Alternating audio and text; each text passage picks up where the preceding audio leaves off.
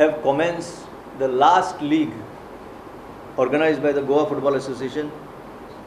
the Under-18 Youth League. I am happy to announce that Air Arabia, which is a regular airline from Goa to the Gulf sector, has tied up with us in sponsoring this Under-18 league, and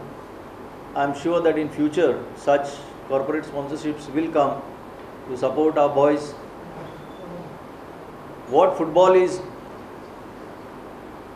it is important in football to understand that there may be glamour at a higher level, like whether it is World Cup or in India ISL or to some extent the I-League. But we cannot lose sight of the fact that the youth development, the hard work that is put in by the clubs, the boys, and also the association needs to get recognition, because it is through this process that we find